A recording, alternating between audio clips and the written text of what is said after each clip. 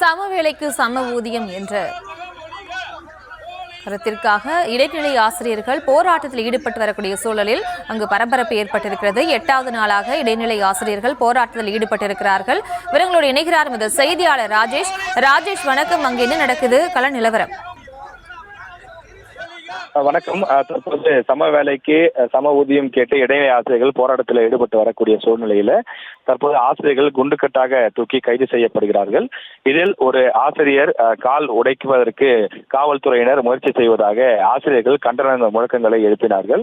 அதாவது ஆசிரியர்கள் தற்போது சென்னை மாவட்ட ஆட்சியர் அலுவலகத்திற்கு முன்பு வாசலில் அமர்ந்து தர்ணா போராட்டத்தில் ஈடுபட்டு வரக்கூடிய சூழ்நிலையில இங்கிருந்து கலைந்து செல்ல வேண்டும், இல்லை என்றால் பொதுமக்களுக்கு இடையூறாக இது இருக்கும் என்று காவல்துறையினர் எச்சரிக்கை செய்தார்கள். ஆனால் ஆசிரியர்கள் தொடர்ந்து வாயிலேயே அமர்ந்து கொண்டிருக்கக்கூடிய காரணத்தால் அவர்களை குண்டுக்கட்டாக தூக்கி பேருந்துகளில் ஏற்றுகிறார்கள். அவ்வாறு ஏற்றும் போது அந்த பதிவு, அதாவது இடைநிலை பதிவு மூப்பு ஆசிரியர் சங்கம், இந்த போராட்டத்தில் ஈடுபட்டு வரக்கூடிய இந்த சங்கத்தினுடைய பொருளாளராக இருக்கக்கூடியவர் கண்ணன் என்ற ஆசிரியர், அந்த ஆசிரியருடைய காலை உடைப்பதற்கு காவல்துறையினர் முயற்சி செய்ததாகவும், அவர் கால் வலிக்கிறது என்ற கத்தியும் கூட பொருட்படுத்தாமல் ஒரு மூட்டையை எப்படி கோயம்பேட்டிலே தூக்கி லாரியிலே போடுவார்களோ அது போல மூட்டை போல தூக்கி அவரை வாகனத்திலே ஏற்றுவதற்கு காவல்துறை முயற்சி செய்தார்கள்.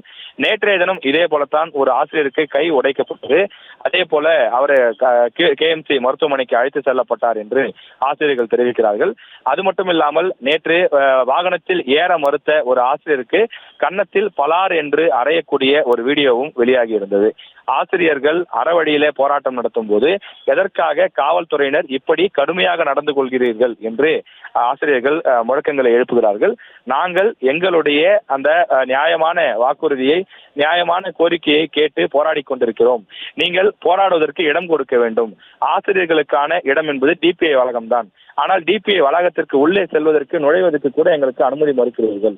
அதனால்தான் நாங்கள் வேறு வழி இல்லாமல் மற்ற அலுவலகங்களை நோக்கி செல்லக்கூடிய, மற்ற அலுவலகத்தை முற்றுகையிட வேண்டிய நிலைக்கு தள்ளப்பட்டிருக்கிறோம். இங்கும் நீங்கள் மிக கடுமையாக நடந்து கொள்கிறீர்கள். ஏதோ தீவிரவாதியை தூக்குவது போல நீங்கள் மிக கடுமையாக நடந்து கொள்கிறீர்கள் என்று ஆசிரியர்கள் தற்போது வாக்குவாதத்திலும் ஈடுபடுகிறார்கள். காவல்துறை தங்களிடம் இது போன்று அத்துமீறலில் ஈடுபடக்கூடாது, தொடர்ந்து கடுமை காட்டக்கூடாது என கடுமையான முழக்கங்களை, கோஷங்களை எழுப்பிக் கொண்டிருக்கிறார்கள். ஒருபுறம் போராட்டத்தில் ஈடுபடக்கூடிய ஆசிரியர்கள் குண்டுக்கட்டாக தூக்கி கைது செய்து அருகில் இருக்கக்கூடிய மண்டபங்களுக்கும் அழைத்து செல்லப்பட்டுக் கொண்டிருக்கிறார்கள். இந்த இடைநிலை ஆசிரியர்கள் இன்று 8வது நாளாக போராட்டத்தில் ஈடுபட்டு வரக்கூடிய நிலையில தொடர்ந்து தங்களுக்கு தீர்வு கிட்டும் வரை தாங்கள் இந்த போராட்டத்தை கைவிடப் போவதில்லை என்றும், தொடர்ந்து இந்த போராட்டம் நீடிக்கும் என்றும் தெரிவித்திருக்கிறார்கள்.